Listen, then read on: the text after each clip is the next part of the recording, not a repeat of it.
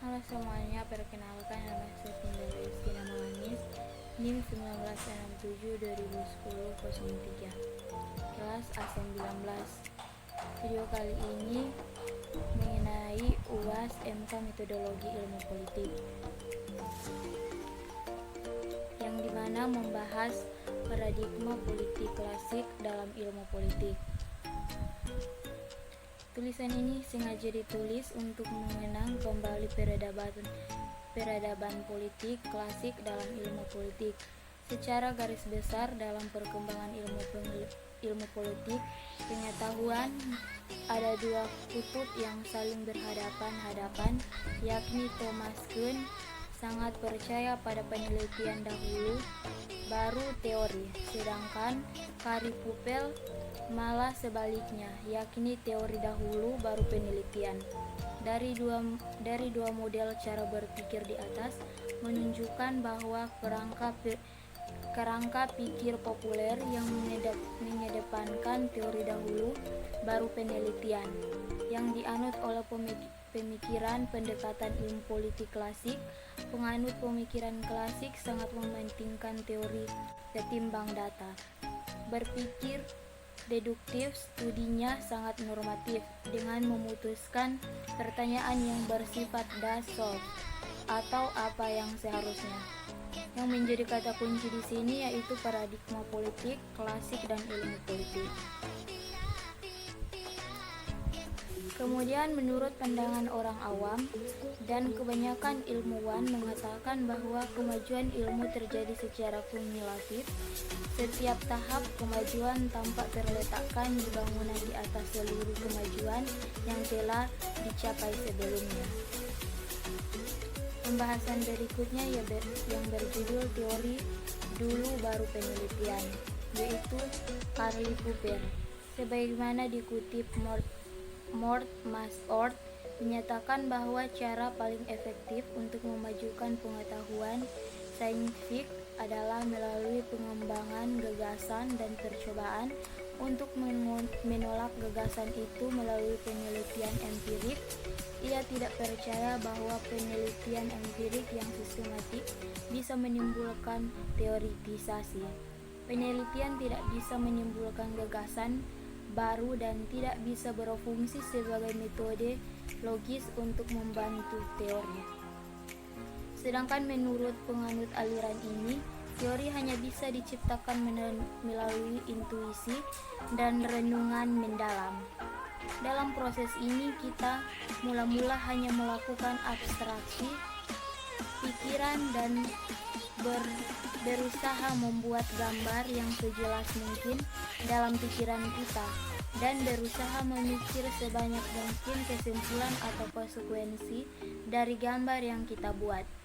Sementara kita sedang dalam proses membuat gambar itu, kita tidak berpikir kaitan empirik antara gambar itu dengan dunia nyata. Baru sesudah gambar itu cukup jelas, kita mengujinya dengan fakta empiris. Pandangan di atas didukung oleh Kenny Wells. Wells mengatakan tidak mungkin melakukan penelitian dengan strategi induktif karena tanpa teori kita tidak dapat mungkin tahu di mana atau mulainya, data apa yang akan dicari dan sebagainya. Tanpa suatu teori yang jelas, tidak mungkin dilakukan pengujian dengan sempurna dan banyak waktu akan terbuang percuma. Korelisasi bukanlah teknik yang baik untuk membuat teori yang ekspostoris. Korelasi adalah teknik ekspositif. Pengetahuan hubungan internasional tidak akan bisa dihasilkan hanya dengan mengkumulisasi informasi sebanyak-banyak. Pembahasan berikutnya yaitu berpikir deduktif dan normatif. Cara berpikir deduktif non-normatif merupakan bagian yang tak terpisahkan dari ilmu politik klasik itu sendiri. Berbagai ilmuwan politik membenarkan hal ini. Dalam pendekatan politik klasik, nalar deduktif bekerja mengutubi pendapat Ronald H. Choltis dengan analisa deduktif yang menyatakan kasus-kasus khusus di bawah hukum penjelasan yang universal. Analisa bergerak dari yang umum menuju yang khusus, dan deduktif mengisyaratkan bahwa kesimpulan satu fakta akan dijelaskan melalui sebuah generalisasi.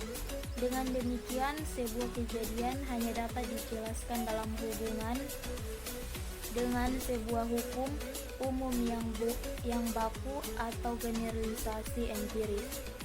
Hukum atau generalisasi seperti ini dideduksi dari sekelompok generalisasi atau teori yang lebih tinggi, dan kesemuanya secara logika dipegang bersama-sama. Selain itu, para ilmuwan sosial maupun para filsuf ilmuwan biasanya mendasarkan penjelasan-penjelasan mereka kepada penjelasan deduktif. Kemudian pembahasan berikutnya yaitu objek kajian pendekatan klasik. Dimensi yang bernalar normatif dan deduktif. Karena itu bagian ini mencoba melakukan penerjemahan konseptif pendekatan klasik ketika dijadikan pisau analisa dalam memotret objek persoalan. Pertanyaan-pertanyaan yang berbau filosofis yang ditopang dengan nilai-nilai, norma dan fakta sulit dipisahkan. Mengapa demikian? Karena dalam pendekatan klasik nilai dan fakta saling terkait. Selain itu, fokus kajiannya juga bergerak pada struktur formal atau institusi dan pemerintahan. Kesimpulan yang menjadi kesimpulan di sini yaitu pendekatan klasik mempunyai sumbangsi dan mewarnai khasnar pembangunan ilmu politik. Cara berpikirnya yang dimulai dengan teori lebih dahulu merupakan salah satu ciri khas pendekatan ini. Ketika ilmuwan telah memilih salah satu perspektif, mereka cenderung untuk mengembangkan pola pikir tertentu dan berpendapat bahwa teori tersebut merupakan teori yang terbaik. Akibatnya, ilmuwan sosial cenderung untuk tidak menghargai teori lain dan tidak jarang melakukan kritik tajam. Sekian yang menjadi materi saya bawakan saat ini.